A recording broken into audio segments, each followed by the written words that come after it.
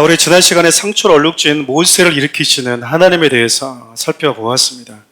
우리의 상처는 그곳에서 해결되는 특별한 방법이 따로 있는 것이 아니라 하나님 앞에 나와서 그분 앞에 머물러 있는 것, 그분 앞에 머물러 있는 시간을 통해서요 회복된다라는 것이죠. 하나님께서 모세에게 말씀하시죠. 모세야 가라. 모세가 대답합니다. 못 갑니다. 제가 바로의 머리를 어떻게 제압합니까? 바로의 머리는 내가 잡아줄 테니까 너는 바로의 꼬리만 잡으면 된다. 그래도 못 갑니다. 제가 어떻게 저를 거부한, 나 싫다고 한 이스라엘 백성들을 가슴에 품습니까? 내가 품지 않아도 된다. 내가 품을 테니까.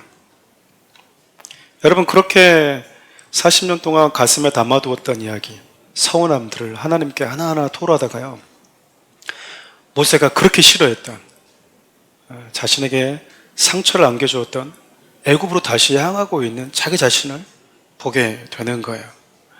여러분, 우리가 어떤 특정한 특별한 어떤 느낌?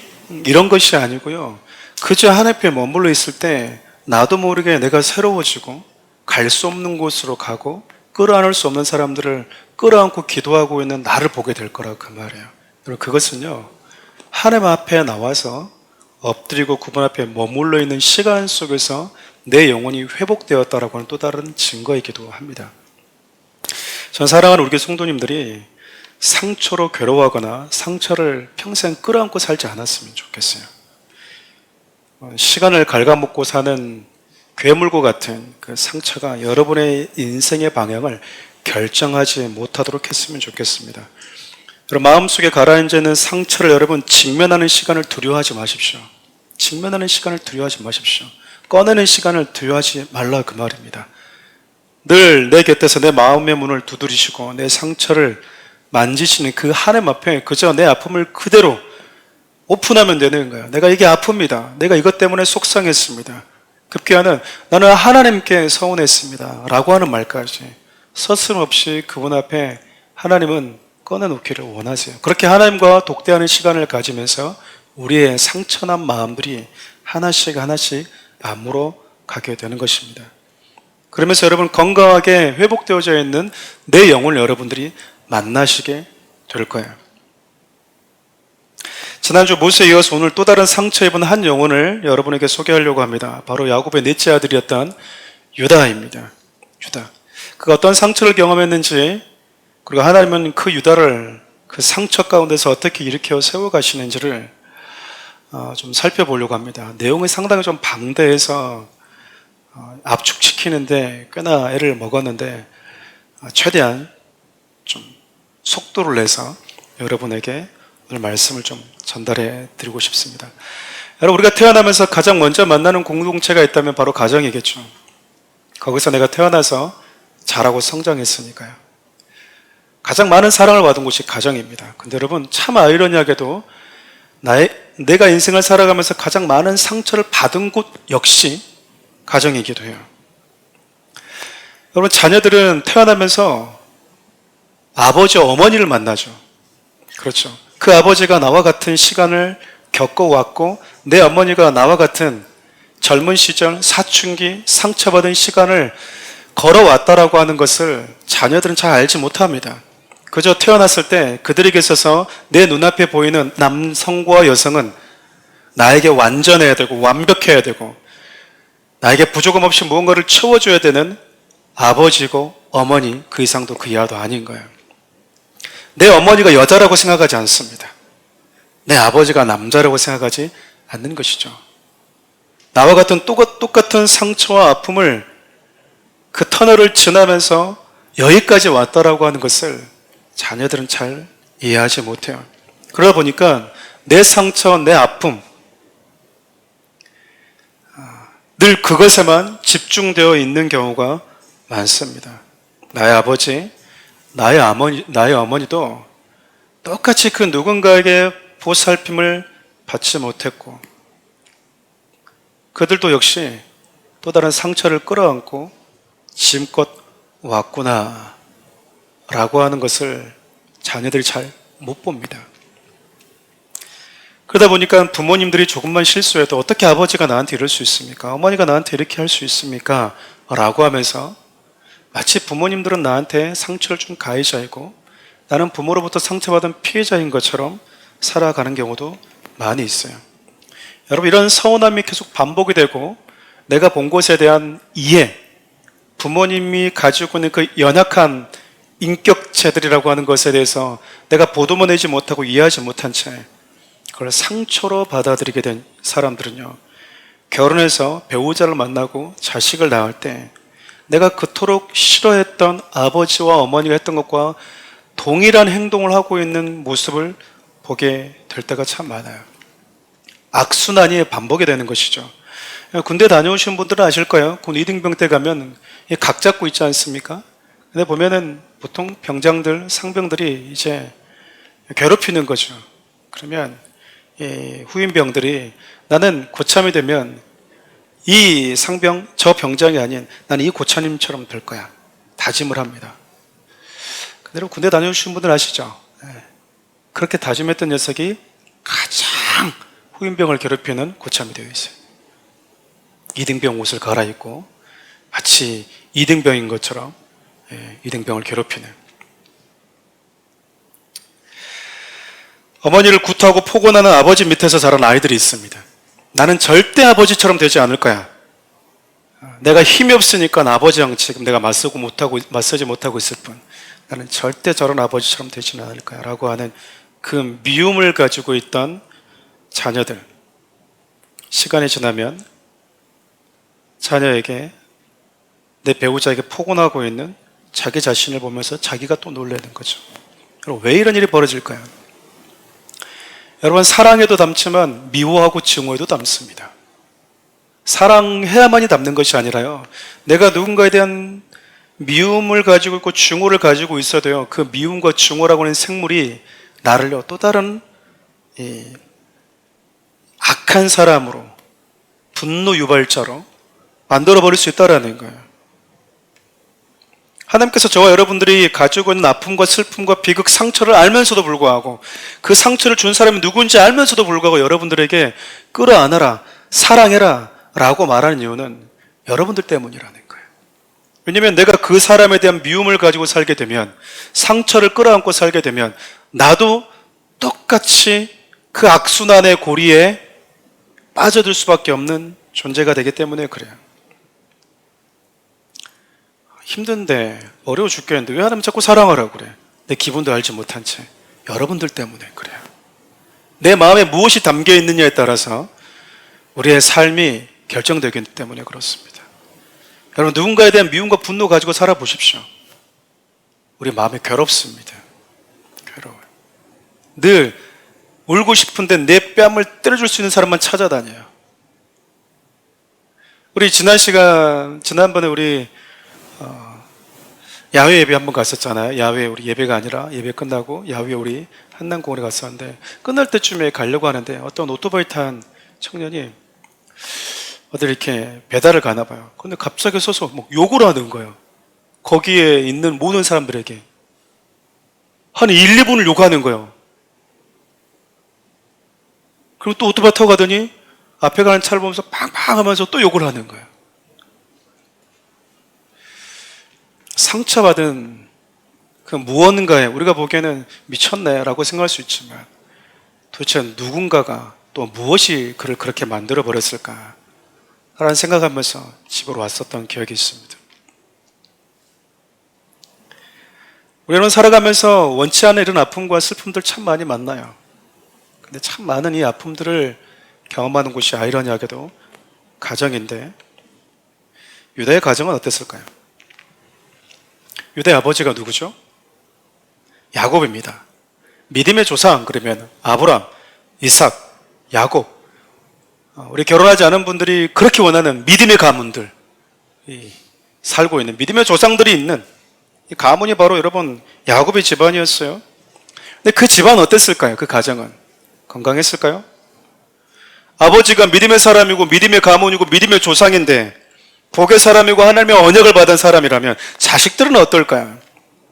자식들은 아버지 신앙을 본받아서, 할아버지 신앙을 본받아서 서로 사랑하고 하나님 말씀에 순종하고 서로를 위하면서 그렇게 하나님 말씀에 순종하면서 살아가는 자녀들이었을까요? 애석하게도 야곱의 자녀들은 그러지를 못했습니다. 전혀 그러지 못했어요. 그와는 전혀 거리가 멀었습니다. 12명의 아들이 있었는데요, 우리가 기대했던 그 믿음의 가문에 있는 자녀들, 소위 믿음의 조상과 믿음의 가문을 두었다고 말하기도 부끄러울 정도로 야곱의 가정의 자녀들은 상처로 얼룩져 있었어요. 마치 보면 이 목사님이 아버지고 장로님, 권사님이 아버지, 어머니라고 하는 자녀들이 참 믿음으로 살지 못하는, 의외로 문제를 일으켜온 경우가 많듯이 야곱의 가정도 그랬던 것 같아요. 모두가 알다시피 야곱의 가정의 자녀들 10명의 형제들이 모여서 여러분 동생 요셉을 죽이고 싶어 했거든요. 너무 미웠습니다. 너무 미웠어요. 얄미웠죠. 보통 그런 말 하잖아요. 요셉은 맞는 말도 얄밉게 하는 애거든요. 옳은 말도 뭐예요? 네가 그런 말 해주니까 내가 정말 몰랐던 걸 깨닫게 됐어. 이게 아니라 맞는 말인데 상당히 열받게 하는. 아버지가 그랬어. 아버지 이렇게 하라고 그랬어. 이렇게. 그것도 뭐하고? 채속옷 입고 와가지고. 형들은 노가드 옷 입고 있는데, 작업복 입고 있는데 혼자서 이렇게 입고 와서 내가 그런 게 아니라 아버지가 그렇게 하라고 그랬어. 이렇게 말하니까 여러분, 형들의 기분이 어떨까요? 열받는 거죠. 미움과 증오가 조금씩 성장해서 동생을 죽여버리고 싶은 마음, 그게 여러분 노예로 팔아버리지 않습니까? 여러분, 그 여러 이유 중에 형제들이 이렇게까지 할 수밖에 없었던 그 원인 제공자 중에 한 명이 누구라고 생각하세요? 아버지 야곱이었어요. 아버지가 자식들을 편애했거든요. 야곱은 12명의 아들들 중에서 베냐민을 제외하고는 요셉을 가장 사랑했습니다. 나름 이유가 있었어요. 자기가 사랑했던 아내이기도 했지만, 거슬러 올라가 보면 여러분, 야곱도 피해자예요. 야곱도 아버지로부터 편애를 당했기 때문에 그렇습니다. 우리 창세기 21장 11절부터 12절 함께 읽어볼까요? 야곱이 그 어머니 리브가에게 이르되 내 형 에서는 털이 많은 사람이요 나는 매끈한 사람인즉 아버지께서 나를 만지실진대 내가 아버지의 눈에 속이는 자로 보일지라 복은 고사하고 저주를 받을까 하나이다. 저는 이 구절 읽을 때마다 깜짝깜짝 놀랄 때가 있어요. 왜냐하면 부모들이 무심코 하는 행동을 자식들이 다 보고 있구나, 자녀들이 마음에 담아두고 있구나라는 생각을 하게 되기 때문에 그렇습니다. 여러분, 에서와 야곱은 쌍둥이로 태어났거든요. 단 몇 분 차이로 야곱이 동생이 된 거예요. 근데 아버지가 누구를 더 좋아하냐면, 똑같이 생겼는데 나보다 형을 더 좋아해요. 성경을 보면 여러분, 에서가 야곱을 좋아한 이유도 아주 유치합니다.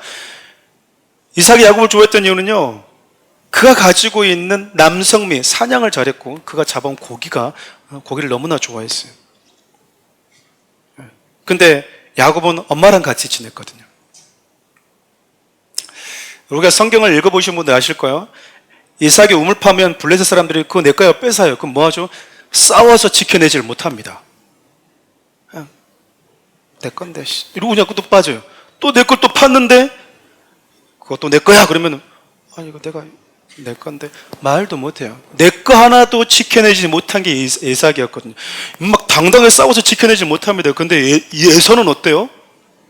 남성미가 물씬 풍겨요. 집에 있는 닭 잡는 정도가 아니라 달아나는 이 야생 짐승들을 잡아가지고 그 결과물로 음식을 만들어 온 아들, 너무 멋있는 거예요. 이게 보면 나오잖아요. 야곱은 매끈한데 이삭은 또 뭐예요? 에서는 이 털이 많아. 아버지가 이 에서를 뭐 했어요? 그래서 매번 이 먹을 때마다 그냥 잡아온 고기만 먹는 게 아니고 계속 뭘 만졌다는 이야기예요? 몸을 만졌다는 얘기예요. 스킨십을 했다라는 거예요.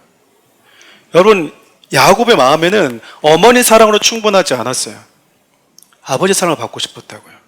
장자가 되어서 나도 아버지에게 장자가 받는 저 사랑을, 저 축복을 받고 싶었다고요. 어머니 사랑으로는 채워지지가 않았던 거예요. 근데 여러분, 어머니가 지혜를 짜내가지고요, 야곱이 장자로서 복을 받을 수 있도록 세팅을 해놨는데, 야곱이 하나 걸린 게 있었어요. 그게 뭐였죠? 아버지가 분명히 자기를 뭐 할 거래요? 만져볼 거래요. 여러분, 이거요, 엄마인 리브가도 못 봤어요. 리브가 눈에도 안 들어왔던 거였거든요. 근데요, 야곱은 알고 있었어요.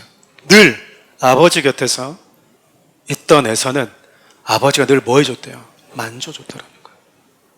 내 새끼, 자랑스러운 내 아들, 진짜 장자다운 내 아들. 이게 누구의 눈에만 보였어요? 야곱의 눈에만 보였던 거예요. 여러분, 상처받지 않은 사람들은 잘 안 보입니다. 근데 유독 보이는 게 있어요. 다 쉽게 지나친데 누구 한 사람만 딱 걸리는 게 있어요. 상처받은 사람들의 특징이거든요. 늘 아버지 곁에서 나는 만져주지도 않던 내 아버지가, 우리 형은 늘 만져주면서 스킨십하면서 사랑했다. 그 곁에서 그 사랑을 받지 못했던 야곱. 그 상처로 인해서 야곱이요, 자기도 똑같이 나는 공평하게 사랑해줬으면 좋겠는데, 그렇게 생각하지 않았겠어요? 그런 야곱이 아버지가 되어 있을 때 자기도 모르게 똑같이 내 아버지가 했던 것처럼 또 다른 아들을 편애하고 있었던 거죠. 여러분, 방치된 상처는요, 또 다른 악순환의 반복으로 이어지게 됩니다. 여러분, 그걸 기억하셔야 돼요. 상처는 사라지는 게 아니고요, 악순환처럼 반복이 됩니다. 반복이 돼요. 아버지가 그렇게 살았으니까 여러분, 그렇게 살면은 그냥 나는 그러겠지. 아니요, 내 자녀에게요, 그걸 물려주고 있는 거예요. 그릇된 삶을, 내가 처리하지 못하는 그 아픔과 상처의 짐을요, 자식들에게 고스란히 떠안겨주고 있는 거라고요. 무책임한 거죠. 여러분, 야곱은 그래도 아버지가 그랬든지 말든지 속상했지만 2명밖에 없었잖아요. 근데 야곱의 자식은 너무나 많았다라는 게 문제예요. 결국 아버지의 편애가 도를 넘어버렸고요, 자식들 사이에, 야곱의 아들 사이에 몇 가지 일이 생기게 됩니다. 사랑받지 못했던 10명의 형제들이요, 그냥 자기들끼리 똘똘 뭉친 거예요. 니나 나나 똑같이 아버지한테 열애된 입장은 똑같다라는 거죠. 아버지의 사랑을 받지 못한 이 결핍이라는 이슈를 가지고 있던 형제들이 그냥 하나로 뭉친 거예요. 야, 니도 너도 나도 똑같은 애네. 그래서 뭐 하는 거죠? 붙어 다니는 거예요. 여러분, 학교 다닐 때도 마찬가지거든요. 비슷한 상처를 끌어안고 있는 애들끼리 뭉쳐 다녀요. 뭉쳐 다닌다고요. 끼리끼리라고 얘기하잖아요. 진짜 붙어 다녀요. 그러다가 같은 불만과 같은 불평과 같은 분노와 같은 미움과 증오가 있던 형들이 동생 요셉을 정말 미쳐버리도록 주고 싶은 마음이 있다는 것을 다 알게 된 거예요. 너도 없으면 좋겠지, 그 녀석이. 너도 그러죠. 나도 그래. 우리 다 똑같네? 대동단결 일심동체. 너무 똑같았던 거예요. 여러분, 방치된 미움과 증오가 이렇게 무서워요. 무섭다니까요. 방치된 미움과 증오는요, 잠재된 살인처럼 무섭습니다. 언제 어떻게 튈지 몰라요. 그래서 여러분, 야고보서 기자가 그렇게 얘기하잖아요. 욕심이 잉태하면 뭘 낳는다? 죄를 낳는다. 근데 죄는 가만히 있대요? 죄는요, 장성한대요. 죄가 자란대요. 내 안에 있는 미움이라는 죄가 자란대요. 그래서 결국 사망이라고 하는 결과물을 가져다 준다라는 거예요. 방치된 미움과 증오와 상처가 죄를 만들어내고 그 죄는 자라서 돌이킬 수 없는 죽음이라고 하는 결말로 이어진다라는 것이죠. 때문에 여러분, 우리가 그 미움과 증오에 내 삶을 그냥 내던지면 안 된다라는 거예요. 미움과 증오는 나를 여러분 결국 죽음이라고 하는 결말, 비극이라는 결말로 나를 끌고 가기 때문에 그렇습니다. 어쨌든 여러분, 아버지의 편애에 대한 불만과 그 중심에 있던 동생 요셉에 대한 미움과 이 불편함이 그것을 계속해서 그냥 한 번의 불편함으로 끝나는 것이 아니라 안고 살고 또 안고 살고 볼 때마다 믿고 내 동생인지 이제 원수인지 분간이 안 될 정도가 돼버릴 때 형들은 선을 넘어버려요. 우리 창세기 37장 23절부터 27절 함께 읽어볼까요? 요셉이 형들에게 이르되 그의 형들이 요셉의 형 그를 잡아 구덩이에 던지니 그 구덩이는 빈 것이라 그 속에 물이 없었더라. 그들이 앉아 음식을 먹다가 눈을 들어본즉 한 무리에 이스마엘 사람이 길르앗에서 오는데 그 낙타에 향품과 유황과 모략을 싣고 애굽으로 내려가는지라. 유다가 자기 형제에게 이르되 우리가 우리 동생을 죽이고 그의 피를 덮어둔들 무엇이 유익할까? 자, 그를 이스마엘 사람들에게 팔고 그에게 우리의 손을 대지 말자. 그는 우리의 동생이요 우리 혈육이니라 하며 그 형제들이 청종하였더라. 그렇게 미웠던 동생이 와서 또 오늘도 옳은 말 하는 거예요. 얄미워 죽겠는데. 근데 지금은 요셉이 아버지부터 너무 멀리 떨어져 있어요. 소리 질러도 그를 구해줄 수 있는 그의 편이 아무도 없다는 걸 알게 됐죠. 그래서 뭐 하죠? 요셉의 옷을 찢어버리고 구덩이에다 던져버립니다. 여러분, 그 구덩이에서 요셉이 뭐라고 했을까요? 살려주세요, 형님들. 형님들 살려주십시오. 형님들 살려주십시오라고 처절하게 외치지 않았겠어요? 근데 형들 뭐 하고 있죠? 밥 먹고 있어요. 태연하게 밥 먹고 있다고요. 여러분, 이렇게까지 잔인하게 사람이 바뀌는 거예요. 아무리 미워도 이렇게까지는 안 하잖아요, 보통. 근데 동생이 저기서 지금 살려달라고 외치고 있는데, 처절하게 외치고 있는데 그냥 희낙낙거리면서 밥을 먹고 있다니까요, 여러분. 너무 무서운 장면 아니에요? 그러다가 여러분, 그 구덩이에서 외치고 있는 동생을 끄집어내줍니다. 이때 살았다 싶었겠죠. 근데 뭐 하죠? 애굽으로 가는 이스마엘 사람에게 노예로 팔아버려요. 구덩이에서 나와서 한시름 났다 생각했던 요셉이요, 자기가 영영 이제 노예로 팔려서 어떻게 될지 모른다는 그 공포감 때문에 뭐 했겠습니까? 형님 살려주십시오. 형님 저 살려주세요. 여러분 질질 끌려가면서 형님 제발 살려주세요라고 진짜 실신할 정도 울지 않았겠어요? 근데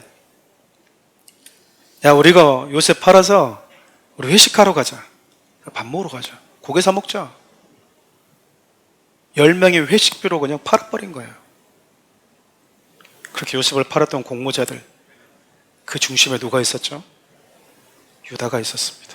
오늘 말씀의 주인공 유다가 있었다고요. 요셉의 채색 옷을 찢어버리면서 자신들을 편했던 아버지에 대한 분노를 쏟아냈을지 몰라요. 그리고 요셉을 팔아버리면서 정말 눈에 가시였던 존재가 사라져버린 거죠. 동생을 팔아버려서 여러분, 이제 엎질러진 물처럼 돌이킬 수 없는 상황이 돼버린 거예요. 눈 뜨고 나니까 자신들이 무슨 일을 했는지도 모른 채 너무 일이 커져버린 거예요, 쉽게 얘기하면. 그래서 뭐합니까? 이제 동생 어디 갔냐라고 물어보면 이제 형들이 뭐라고 얘기를 해야 되잖아요. 그래서 채색 옷, 찢겨진 채색 옷에 짐승의 피를 묻혀서 아버지가 갖다 줍니다. 아버지, 이거 요셉의 옷인지 보세요. 성경은요, 요셉 옷인지 이렇게 물어보지도 않습니다. 당신의 아들이 옷인지 보십시오라고 말해요. 당신의 아들이 옷인지 한번 봐보십시오 이렇게 얘기하거든요. 말 한마디 한마디 여러분, 미움과 증오가 담겨져 있어요. 10명의 자식들이 공모해서 한 명의 아버지를 속였다니까요. 근데 내가 생각했던 것보다도 아버지가 더 괴로워하는 거예요. 아버지가 조금 충격받고 말겠지 생각했는데 하루 이틀, 한 달 계속 시간이 지나도 아버지의 고통과 눈물이 멈춰지질 않는 거예요. 여러분, 우리가 상상을 한번 해보죠. 하루가 지나고 일주일 지나고 열흘이 지나고 한 달이 지나도 아버지의 눈물이 멈추지 않자 10명의 형제들이 어땠을까요? 10명의 형제들에게 어떤 일이 벌어졌을까요? 우리는 인생을 살면서 이미 다 경험하지 않았습니까? 세상에 비밀이 있어요? 세상에 비밀이 있던가요? 집사님 절대 아무한테 얘기하지 않아? 하지 마세요. 더 이상 비밀이 아닌 거예요, 이거는. 목사님한테 절대 얘기하지 마세요. 비밀이 더 이상 아닙니다. 너 진짜 친한 친구니까 얘기한 거야. 절대 얘기하지 마. 절대 얘기하지 않으면 절대 얘기하지 않아야 되는데 얘기하는 순간 더 이상 비밀이 아닌 거예요. 여러분, 요셉과 베냐민을 제외한 10명의 형제들이 얼마 정도 비밀을 지켰을 거라고 생각하십니까? 얼마 정도? 시간이 지나도 아버지의 이 괴로움과 상처와 눈물이 멈추지 않자 형제들 가운데 이견이 생기지 않았겠어요? 거봐, 내가 죽이지 말랬지. 왜 형 말을 듣지 않아서 일을 이렇게 크게 만들었던 건데 맏형 루벤이 먼저 폼을 열었어요. 내가 죽이지 말라고 그랬지. 내가. 그러니까 여러분, 큰형이 그렇게 한번 말 탁 터트려보자. 여러분, 나머지 형제들로 기다렸던 시 마음을 폼을 여는 거예요. 그냥 우리도 겁만 주려고 그랬는데, 그냥 구덩이 잠깐 넣어서 겁만 주려고 그랬는데, 그리고 잠깐 꺼내주려고 그랬는데 괜히 유다 형이 얘기해가지고, 괜히 유다 형이 팔자고 그래가지고 일이 이렇게 커진 거 아니야. 우리는 그렇게까지는 하려고 하지 않았어. 그냥 좀 충분히 괴롭히고 무섭게 하고 난 다음에 구덩에서 그 다음에 건져서 아버님께 데려다 주려고 그냥 충분히 그렇게 하려고 그랬는데 괜히 유다 형이 팔자고 그래가지고 일이 이렇게 됐어. 한 명 한 명 뭐 한 겁니까? 발을 빼는 거야. 나 하나 살자고 하나하나 발 빼고 있는 형제들의 모습을 보면서 여러분, 유다 마음이 어땠을까요? 우리도 종종 그러잖아요. 같이 했으면서 나는 주동자 아닌데? 당신이 그랬잖아요. 내가 언제? 당신이 그랬잖아. 그럴 때 많잖아요. 유대의 마음이 힘들었겠죠. 치사한 새끼들.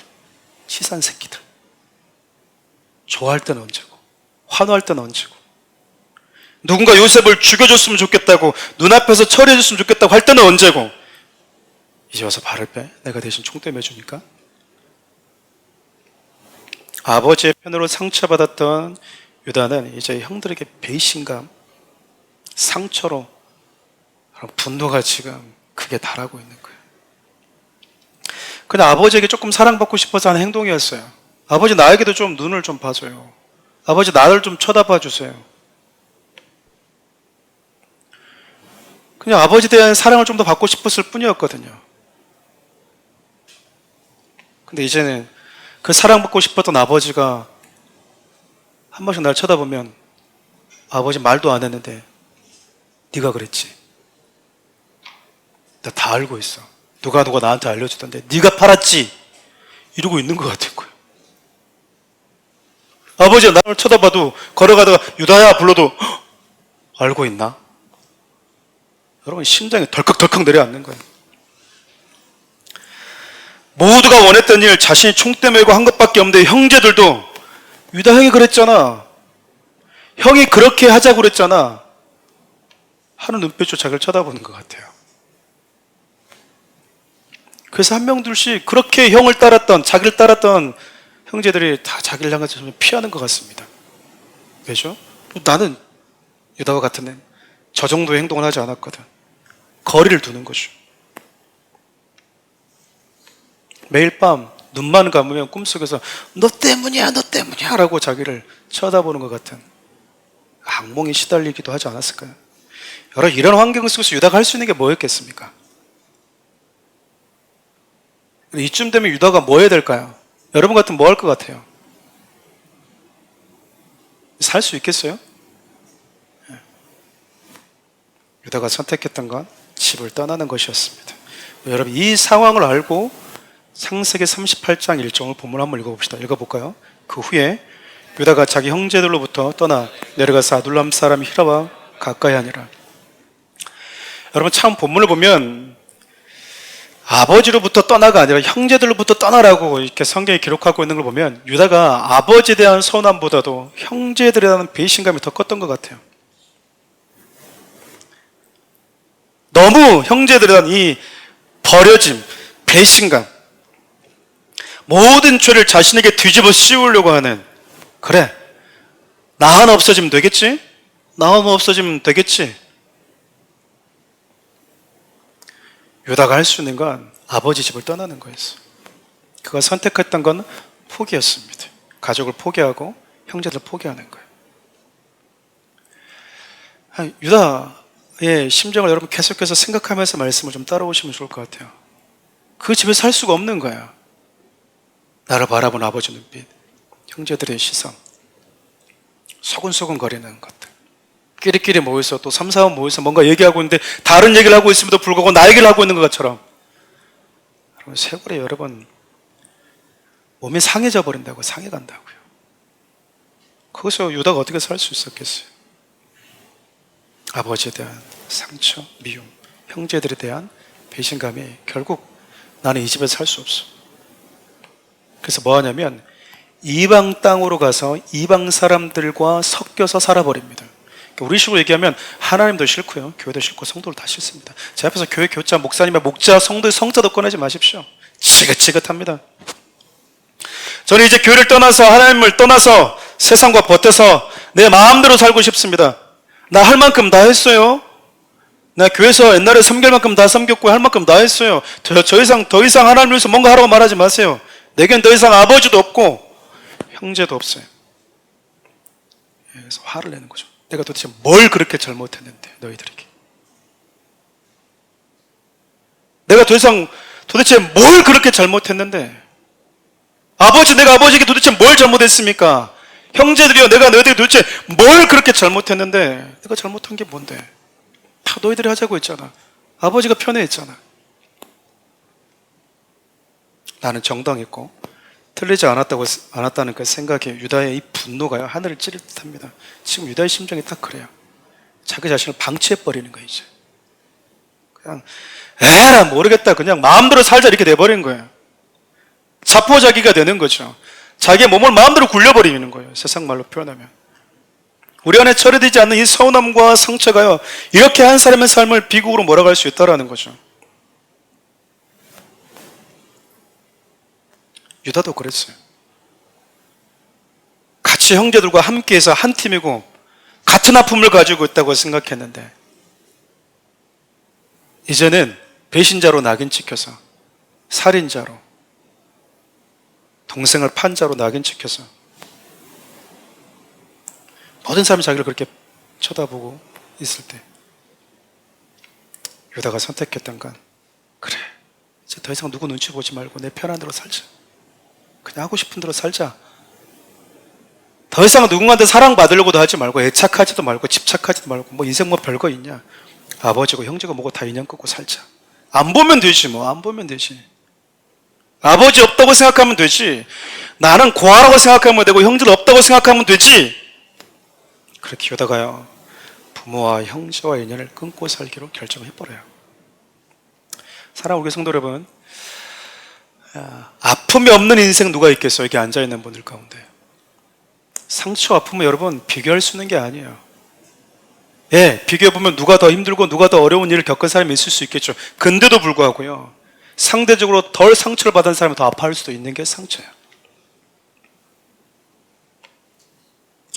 대부분 여러분 청년들과 얘기하다 보면, 또 상담하다 보면 가족에서 부모님에게 상처받은 애들이 그렇게 많아요. 우리 아버지 때문에, 우리 어머니 때문에, 가정을 돌보지 않는 우리 아버지 때문에, 자기밖에 모르는 우리 아버지 때문에, 폭언했던 우리 아버지 때문에. 근데 여러분, 아버지는 정작 그 얘기를 들은 적이 없어. 들어볼 기회도 없어. 자식은 그 얘기를 나한테 하는 게 아니라 상처받은 마음을 다른 사람과 나누거든요. 다른 곳에 가서 얘기를 해요. 나와 같은 상처를 가지고 있는 아이들에게. 너도 그래? 우리 아버지도 그래. 우리 아버지는 더 했어.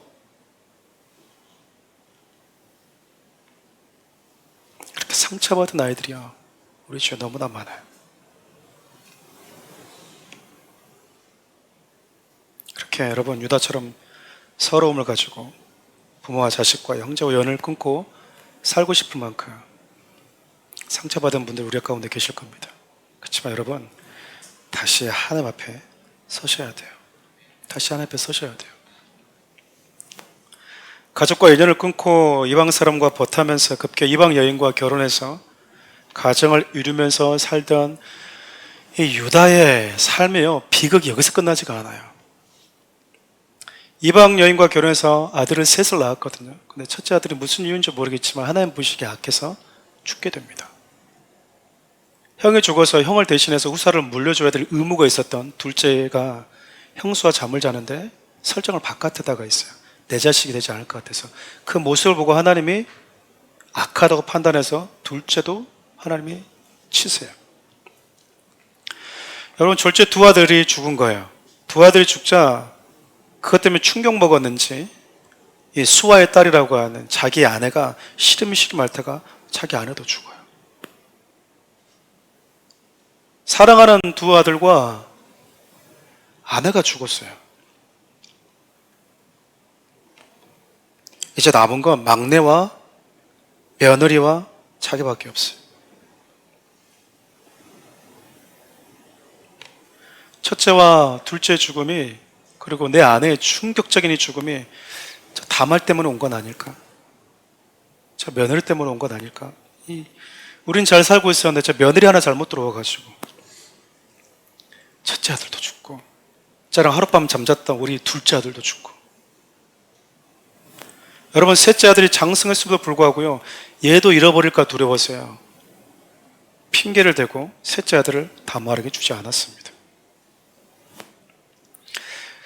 여러분, 두 아들과 아내를 잃어버리고 상처받은 유다. 근데 유다가요, 하나님께 돌아오질 않아요. 그 정도 상처받고 괴롭고 아프면 하나님께 돌아올 법도 한데요, 유다가 뭐 하냐면 하나님께 위로받기를 거부하고 창녀에게 위로받고 싶어 했습니다. 창녀를 찾아서 헤매고 있는 거야. 정말 더 이상 떨어질 수 없을 만큼 세상의 바닥까지 유다가 자기 자신을 내던지고 있는 거예요. 나 너무 괴로워 죽겠는데, 나 힘들어 죽겠는데, 나 위로해 줄 수 있는 여자를 찾으러 다녔다고요. 하룻밤 잠잠해서 나를 위로해 줄 수 있는 그 여자를, 그 이성을 찾으러 다녔어요. 그렇게 여러분, 자신의 삶을 함부로 지금 내던져버리고 있는 게 유다였습니다. 근데 여러분, 참 운명의 장난인지 하룻밤 창녀라고 해서 잠을 잤는데 그 창녀라고 생각했던 그 여자가 자기의 며느리 다말이었던 거예요. 그날 자고는 몰랐거든요. 그냥 그날 그 괴로움을 못 이겨서 하룻밤 자고 왔는데 그 하룻밤 잔 여자가 자기 며느리였어요. 자기 며느리. 여러분, 막장도 이런 막장이 있을까요? 이게 여러분, 여러 사람의 인생이 아니고요, 유다 한 사람의 삶 가운데 일어났던 일이라고요. 그러다 여러분, 그렇게 눈에 들지 않았던 다말, 자기 며느리 다말이 임신했다라는 소식이 들리는 거예요. 우리 창세기 38장 24절 함께 읽어볼까요? 석 달쯤 후에 어떤 사람이 유다에게 일러 말하되 내 며느리 다말이 행음하였고 그 행음으로 말미암아 임신하였느니라. 유다가 이르되 그를 끌어내어 불사르라. 그럼 이 며느리 다말 임신 누가 시켰어요? 본인이 시켰거든요. 근데 유다는요, 너무 떳떳해요. 왜죠? 아무도 모를 거라고 생각했으니까. 그게 며느리라고 생각하질 않았으니까. 내가 첫째 아들도 너한테 줬고 둘째 아들도 너에게 주었는데 나 할 만큼 다 했는데 네가 간음을 해? 네가 행음을 해? 너 때문에 두 아들이 죽고 그 두 아들 죽은 것 때문에 내 아내도 시름시름 앓다가 죽었는데 네가 간음을 해? 평생 과부로 살아도 모자를 파네. 네가 나한테 이렇게 끌어내서 화형시키고 싶어요. 여러분, 이때는 행음하잖아요. 그러면 뭐 하냐면, 우리 며느리가 행음했습니다 그러면요, 와서 사람들이 돌 들어서 그냥 쳐요. 근데 유다는 이걸로 안 내키는 거예요. 돌로 치는 걸로는 성이 안 풀려. 그래서 뭐 하죠? 자기가 직접 끌고 가서 불태우겠대요. 여러분, 유다가 어떻게 보이십니까? 그야말로 미쳐 있어요. 지금 분노의 화신이 되어 있다고요. 울고 싶었는데, 괴로워 죽겠는데 마침 그렇게 눈에 났던 다말이 자기 뺨을 탁 쳐준 거예요. 세상 상처에 얼룩져 있고 그 안에서 뒹굴고 세상에서 살다가 하나님의 위로가 아니라 세상의 위로를 받고 창녀의 품에서 위로받고 싶어 했던 유다가 자기 마음의 상처 회복은 커녕 더 큰 분노의 화신이 되어 있어 버렸던 거예요. 여러분, 세상이 우리 이렇게 만들어요. 목마르다 여러분 바닷물 마시게 되면 더 갈증이 생기듯이요. 세상이 여러분에게 즐거움을 준다고 여러분을 유혹하잖아요. 그 즐거움과 그 유혹이요, 결국 여러분의 영혼을 집어삼킨다고요. 더 미치게 만들어 버린다 그 말입니다. 속지 마십시오. 여러분, 이렇게 정말 이렇게까지 사람 미칠 수 있을까? 근데 이렇게 미쳤다고 해도 과언이 아닐 정도로 지금 유다는요, 마음이 너무 힘들어요. 그렇게 방방 뛰고 있던 유다가 잠시 후에 며느리 다말과 동침한 그 대상이 자기 자신이라는 걸 알게 돼요. 우리 창세기 38장 25절부터 26절 읽어볼까요? 여인이 끌려나갈 때 사람을 보내어 시아버지에게 이르되 이 물건 임자로 말미암아 임신하였나이다. 청하건대 보소서 이 도장과 이 흑금과 지팡이가 누구의 것이니까 한지라. 유다가 그것들을 알아보고 이르되 그는 나보다 옳도다. 내가 그를 내 아들 셀라에게 주지 아니하였음이로다 하고 다시는 그를 가까이 하지 아니하였더라. 여러분, 처절한 버려짐과 오해 속에서 그 속에서도 가문을 지켜가려고 했던, 이 가족을 지켜가려고 했던, 상처로 얼룩져 버린 그 가족을 떠나지 않고 그 가족 속에서 여인인 자기가 할 수 있는 게 뭐가 있었겠어요. 다말도 여러분, 여러 주위의 사람들이 얼마나 따가운 눈빛을 받았겠어요. 자기 잘못한 게 없잖아요. 다말의 모습은 자기 사랑하는 남편 죽은 걸로 인해 괴롭지 않았겠습니까? 근데 자기의 남편이 죽은 걸로 인한 괴로움과 상처는 누구에게도 돌봄받지 못한 채 주위의 사람들이 며느리 잘못 들어와서 그래, 쟤 때문에 지금 유다 집안이 풍지박살 난 거야 라는 시선을, 싸늘한 시선을 온몸에 받으면서 살아야 됐던 다말. 자기에게 상처 준 가정이잖아요. 근데요, 다말이 가정을 지키고 싶어 했다고요. 이 가정을 떠나지 않고 어떻게 나한테 이럴 수 있지? 자결하고 그러지도 않아요. 여러분, 나한테 상처 준 시아버지, 내 아픔 한 명도 조금 더 다가와서 너 괜찮니? 눈물 한 방울 여러분 이렇게 닦아주는 사람이 없는 그 가정에서요, 끝까지 버티고 있는 다말. 그 다말을 유다가 보게 된 거예요.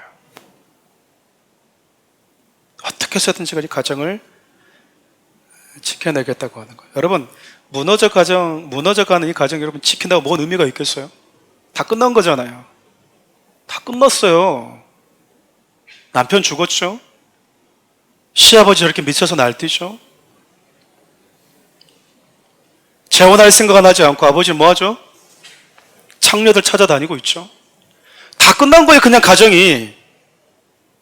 그냥 몰래 도망가도 할 말 없어요. 어쩌면 유다는 그걸 더 원했을지도 몰라요. 도망간다면 셋째 아들 안 줘도 되니까. 어디 도망간 줄 알면서도 내버려둬, 어디 가서 죽었겠지. 그런 게 더 오히려 유다를 도와주는 것일지도 몰라요. 근데 저것이 안 나가고 끝까지 버티고 있는 거예요. 미워 죽겠는데. 다말이라고 아프지 않았겠습니까? 그 속에서 그 한 여인이 그 무너져가는 상처를 얼룩진 그 가정을요, 모든 것을 다해서 지키고 있는 다말. 그 죽음의 현장에서 끌고 가서 화형시키려고 했던 그 다말과 그 다말의 그 모습을요, 유다가 그제서야 보게 되는 거예요. 내가 늘 옳은 줄 알았는데, 나는 할 만큼 다 했다고 생각했는데, 나는 그렇게 아버지 집을 떠나오고 형제들과 인연을 끊고 살아야 될 충분한 이유가 있다고 생각했고 그것이 정당하다고 생각했는데, 내가 하나님을 떠나는 데는 그만한 이유가 있고 교회를 떠나는 데는 그만한 이유가 있고 내가 공동체에 들어가지 않는 이유는 그만한 이유가 있다고 생각했는데, 오히려 내 본심을 알아봐주지 못한 아버지가 잘못됐고 나에게 덤탱이 씌우려고 하는 형제들이 잘못됐고 시아버지도 할 수 있는 모든 것을 다 해줬다고 생각했는데 며느리가 잘못됐다고 생각했거든요. 급기야는 하나님도 너무한다고 생각을 했거든요. 근데 이게 아니구나. 처음으로 자기가 틀릴 수 있다라고 하는 것을 보게 된 거예요. 처음으로 내 어리석음 때문이었구나. 형제들이 공모해서 내가 했던 게 아니라 나 때문이었구나. 내가 다 옳다고 생각했는데, 맞다고 생각했는데 그게 아니었구나라고 하는 것. 유다가 처음으로 다말로 인해서요, 하나님 앞에 홀로 서서 자신의 모습을 그 짧은 시간에 보게 돼요. 내가 틀렸다고.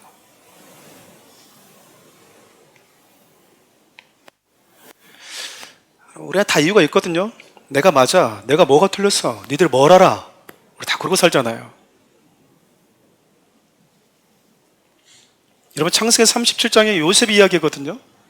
39장 계속해서 요셉 이야기예요. 근데 38장에 진짜 생뚱맞게요, 유다의 이 막장 드라마 같은 이 이야기가 여기 딱 쓰여져 있어요. 왜 여기 끼어 있을까?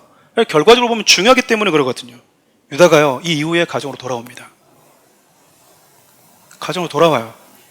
그리고 나서 여러분, 가나안에 자기 가정에 기근으로 해서 곡식이 끊어졌을 때 곡식을 구하러 애굽으로 갑니다. 여러분 잘 아시고 있는 내용이에요. 그 곡식을 구하러 애굽에 갔는데 자기가 팔았던, 그렇게 미워했던 요셉이 총리가 되어져 있는 거예요. 요셉이요, 형들을 알아봤어요. 형들을 알아보고요, 형들에게 뭐라고 얘기하냐면 동생 베냐민을 데려오라고 얘기합니다. 우리 창세기 42장 40절 읽어볼까요? 너희 막내 아우를 내게로 데리고 오라. 그러면 너희 말이 진실함이 되고 너희가 죽지 아니하리라니 그들이 그대로 하니라. 요셉이 곡식을 구하러 온 형들을 알아봤는데 문제는 그 눈에 누가 안 보여요? 동생 베냐민이 안 보여요. 여러분, 요셉이 그거 보고 일단 뭐 했을까요? 놀랬다고요. 혹시 형들이 또 나를 팔듯이 동생에게도 뭐 했을까봐, 해코지 했을까봐. 근데 동생이 살아있다는 걸 알게 됐어요. 요셉이 형들에게 베냐민을 데리고 오지 않으면 다시 나에게 올 수 없다고 형들을 돌려보냅니다. 어쩌면 여러분, 요셉은 동생 베냐민을 자기가 지켜줘야 되겠다고 하는 생각이 있었을까요? 10명의 형들의 저 등살에 어떻게 살아남을 수 있을까? 아버지 뻔히 나 없으면 우리 어머니 아들인 라헬인 아들인 베냐민 또 움켜쥐고 살 텐데 똑같은 미움받고 그 속에서 어떻게 내 동생을 견딜까? 그래서 요셉이 할 수 있는 건요, 동생을 자기 곁에 두는 거였어요.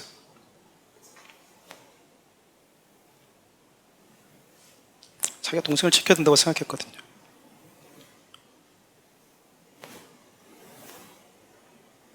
근데 여러분, 동생과 함께 왔을 때 요셉이 얘기하거든요. 베냐민만 놔두고 다 가라. 다 가라고 그래요. 여러분, 이때 누가 나서죠? 유다가 나섭니다. 이때 총대 메고 총리와 대면한 사람이 또 유다였어요. 베냐민을 데려가야만이 된다라고 아버지 야곱을 설득한 사람도 누구였어요? 유다였어요. 요셉이 베냐민을 잡아두려고자 했을 때에도 요셉을 설득하고 내가 종이 될 테니까 베냐민 풀어주십시오라고 그 총리와 독대했던 사람이 유다였다고요. 좀 긴 본문이지만 창세기 44장 32절부터 45장 2절까지 함께 읽어보겠습니다. 주의 종이 내 아버지에게 이 아이를 담보하기를 내가 이를 아버지께로 데리고 돌아오지 아니하면 영영이 아버지께 죄짐을 지리다 하였사오니 이제 주의 종으로 이 그 아이를 대신하여 머물러 있어 내 주의 종이 되게 하시고 그 아이는 그의 형제들과 함께 올려 보내소서. 그 아이가 나와 함께 가지 아니하면 내가 어찌 내 아버지께로 올라갈 수 있으리까? 두렵건대 저희가 내 아버지에게 미침을 보리이다. 요셉이 시종하는 자들 앞에서 그 정을 억제하지 못하여 소리질러 모든 사람을 자기에게 물러가라고 그 형제들에게 자기를 멀리 알리니 그때에 그와 함께한 다른 사람이 없었더라. 요셉이 큰 소리로 우니 애굽 사람에게 들리며 바로의 궁중에 들리더라. 야곱의 편에는 달라지지 않았습니다. 야곱은 여전히 막내 베냐민에게 집착한 상태예요. 요셉이 사라진 이후에 야곱의 집착은 더 강해졌어요. 상황이 똑같아요. 형제들이 살아가고 있는, 아버지가 요셉이 사라졌지만 그 요셉의 자리에 베냐민만 왔지 달라진 건 아무것도 없었습니다. 근데요, 유다가 달라져 있어요.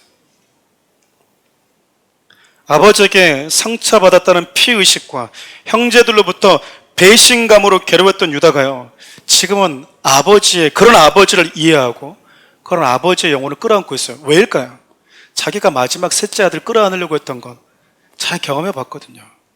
이 아들은 줄 수 없다라고 하는 거를, 그 애비 심정을요, 두 아들 이루면서 경험했어요.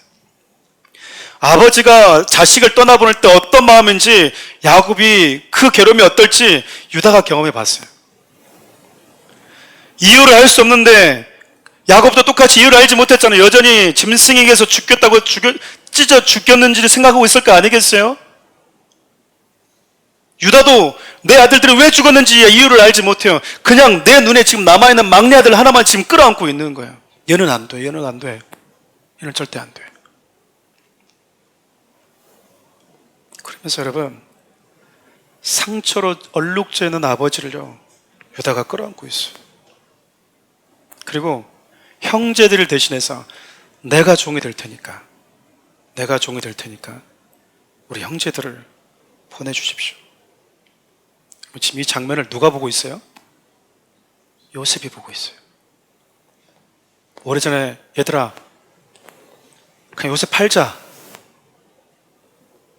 그렇게 주도했다 그 유다 형이 지금 베냐민 안 됩니다 라고 자기 앞에서 얘기하고 있는 거예요. 여러분, 이 상황에서 요셉이 어떤 마음이 들었을까요? 요셉이 어떤 마음이 들었을까요? 요셉이 그렇게 팔린 줄 알았는데 지나고 나니까, 총리가 되고 나서 보니까 하나님의 자기를, 기근으로부터 자기 가족과 자신의 민족을 지켜내기 위해서 하나님이 먼저 앞서 보냈다고 한 사실을 요셉이 깨닫게 되잖아요. 그럼 여러분, 요셉은 생각하지 않았겠어요? 우리 형들은 어떻게 지낼까? 여전히 동생 미워하고 살까? 아버지 속이고 살까? 유다 형은 또 어떻게 됐을까? 그 잔인한 유다 형. 여러분, 피해자인 자기 자신뿐만 아니라 가해자라고 생각했던 유다도 하나님이 만지시고 회복시키고 있었던 거예요. 밀항에 등장하는 그 감옥에서 그 주인공과 죄수가 만나서 하나님이 나를 자유케 해주셨습니다. 여러분, 그런 방식이 아니라고요. 그 가해자가 하나님이 나를 용서하셔서 저는 이제 자유합니다, 자기가 상처를 준 그 어미 앞에서 외치고 있는 그 사람처럼 유다가 반응하고 있는 게 아니고요, 나 자유했어, 하나님이 나를 만져줘서 나는 이제 상처에서 자유해, 그렇게 얘기하고 있는 게 아니라 내가 종이 되겠습니다. 나는 하나님이 내 마음을 어루만져 주시고 나를 자유케 하셨지만 나는 그 은혜를 받을 만한 자격이 없다라고 하는 것.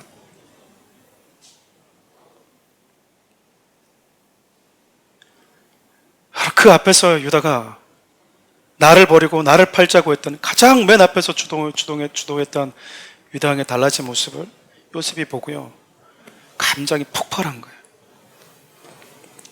너무 울고 있는 거예요. 형제들 만나서 반가워서 여러분 지금 울었겠습니까? 반가움의 눈물이 지금 이게, 여러분들 나 팔았던 형들 보면 반가워요? 그래요 여러분? 보고 싶지 않은 사람들이에요 여러분. 근데 하나님이 그들을 바꾸고 그렇게 변화시켜갔던 그 하나님을, 나를 만들어갔던 그 하나님의 손길을 형들의 그 변화된 손길 속에서도 보게 된 거예요. 사랑하는 우리 성도 여러분, 야곱의 12아들 중 요셉은 11번째 아들이죠. 그런 요셉이 첫 번째 루벤 대신 야곱의 장자가 됩니다. 야곱의 장자가 돼요. 근데 예수님은 야곱의 장자인 요셉의 가문에서 온 것이 아니라요, 유다 가문으로 와요.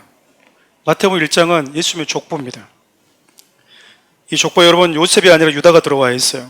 상처로 갈기갈기 찢겨진 인생, 누가 아니라 나의 미련함과 잘못된 선택으로 아픔과 고통을 경험한 듯 보이는 그 유다 가문이요, 여러분 지금 예수님에게로 들어와 있어요. 이 말이 무슨 뜻이겠습니까? 하나님은 상처투성인 저 여러분들을 여전히 당신의 자녀로 받아들일 준비를 하고 있다는 거잖아요. 우리가 이 세상에 경험하는 그 어떤 상처보다도 그 상처가 우리 주님의 사랑보다 더 크지 않아요. 하나님보다 세상의 위로가 더 나아 보였습니다. 더 괜찮아 보였다고요. 내 삶대로 내 마음대로 살 테니까 그냥 내버려 달라고 외치면서 세상 밑바닥까지 치고 왔던 그 유다 같은 저와 여러분을요, 하나님 기다리세요. 그리고 당신의 가족 테이블에 결국 앉히십니다. 우리가 여호수아를 나눴었잖아요. 예전에 구약성경을 꼼꼼히 보신 분들은 아실 건데요, 여호수아가 땅 분배할 때 베냐민 지파가 어디 붙어 있는지 아십니까?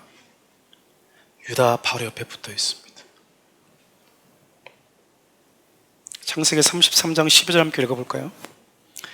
베냐민에 대하여 이르시되 여호와의 사랑을 입은 자는 그가 곁에 안전히 살리로다. 여호와께서 그를 날에 마치도록 보호하시고 그를 자기 어깨 사이에 있게 하시로다.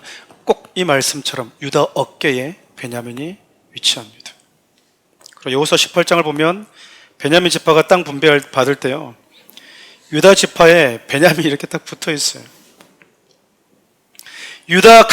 가장 강한 유다 지파에 붙어 있다고 하는 그 이유 하나 때문에요, 베냐민이 유다 지파와 운명을 같이 하게 돼요. 여러분, 이스라엘이 솔로몬의 죄를 인해서 남북으로 나눠질 때도요, 남유다와 함께 베냐민 지파, 이 두 지파가 남유다를 지켜내요. 끝까지 그 유다 지파를, 유다 땅을 지켜냈던 것은 유다뿐만 아니고요, 그 유다가요 베냐민을 끝까지 지켜냅니다. 오늘 본문 말씀처럼 베냐민은 내가 지키겠다고, 내가 대신 종이 되겠다고 하는 그 우리 주님의 마음이 유다에게 그대로 투영되어 있어요. 유다가 받았던 아픔과 상처처럼 우리 중에 가정에서, 그리고 사랑하는 믿었던 사람들로부터 상처받는 분들이 계실 거예요. 그 상처 원인을 여러분, 그 누군가에서 찾고 분노하고 공동체를 떠나고 인연을 끊고 하나님도 싫어서 떠났던 분들이 혹시 계십니까? 하나님이 여러분들 포기하지 않으세요. 유다를 포기하지 않았던 것처럼. 하나님이 유다를 자신의 가족 명부에 올리셨으니까. 그리고 이젠 아버지의 아픔을 자신의 아픔처럼 여길 줄 아는 자, 죄를 주도했던 자에서 기꺼이 자신이 종이 되기로 결심한 자, 수고스럽더라도 힘없는 그 막내 동생을 끝까지 지키고 보호하겠다고 한 자로 하나님의 유다를 바꿔버리셨어요. 말씀 마무리하려고 합니다. 사랑하는 우리 성도 여러분, 오늘 지난 시간 모세에 이어서 유다를 살펴보고 있는데요, 한 사람의 인생에서 벌어졌다고 하기에는 참 비참한 비극들, 아픔들, 상처들이, 그것도 사랑하는 형제들과 가족들로부터 온몸에 한 몸에 받고 살았던 유다. 그 속에서 우리는 늘 피해자 코스프레스를 참 많이 하거든요. 누구 때문에? 하나님이 죄 없어서 죽으셨습니까? 죄가 있어서 죽으셨습니까? 하나님이 하나님 때문에 죽었습니까? 그렇지 않거든요.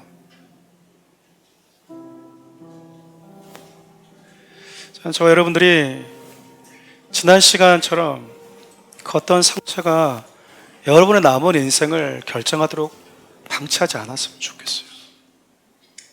유다처럼 하나님이 아니라, 아버지로부터 배웠던 그 하나님이 아니라, 빈소 들고 삼촌집에 왔다가 거부로 만들어주신 하나님, 베들에서 만났던 그 하나님, 모든 두려움과 공포로부터 자기와 자기 가족을 지켰던 그 하나님 이야기를 아버지로부터 듣고 아버지와 함께하면서 경험했던 그 하나님을 다 버려버릴 정도로 유다 마음이 너무나 지쳐있고 상심했었거든요.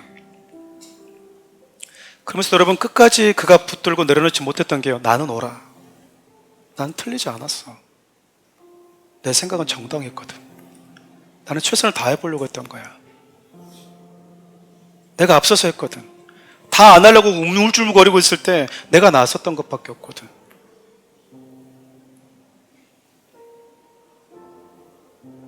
그래서 나는 아버지 집을 떠나는 것도 정당하고, 내가 이걸 하지 않는 것도 정당하고, 내가 이렇게 인연을 끊고 사는 것도 정당하고, 하나님에 대해서 서운함을 갖는 것도 정당하거든.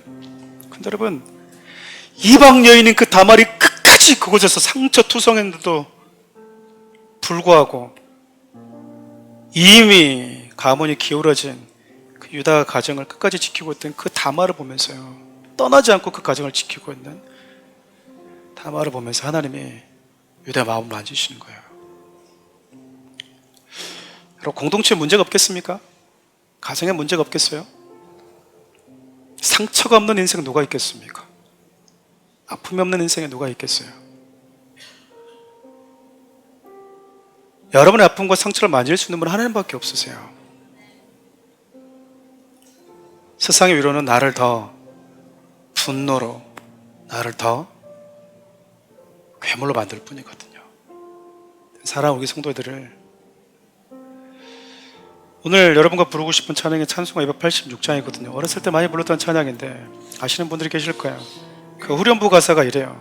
사랑의 주, 사랑의 주, 내 마음속에 찾아오사 내 모든 죄 사하시고 내 상한 마음 고치소서. 유다가 딱 이러지 않았을까 싶어요. 하나님을 듣고 보고 경험해왔던 유다, 하나님을 외면하고 싶었던 유다. 그런데 그 어떤 속에서, 그 상황 속에서 그렇게 잊고 지나쳤던 그 하나님을 부정할 수 없이 투영되었을 때 유다가 알 수 있는 방식으로 자기를 찾아오셨던 그 하나님을요, 유다가요 온몸으로 지금 느끼고 있는 겁니다. 저는 이 찬양을 여러분과 함께 부르고 싶은데, 여러분 마음속에 가슴에 손을 얹고 이렇게 좀 같이 찬양을 불렀으면 좋겠어요. 4절 1까지 부를 텐데, 사랑해줘 사랑해줘 내 마음속에 찾아오사 내 모든 죄도 사해 주시고 내 상한 마음을 하나님 고쳐달라고, 그 마음 가지고 이 찬양을 좀 주님께 올려드렸으면 좋겠습니다. 주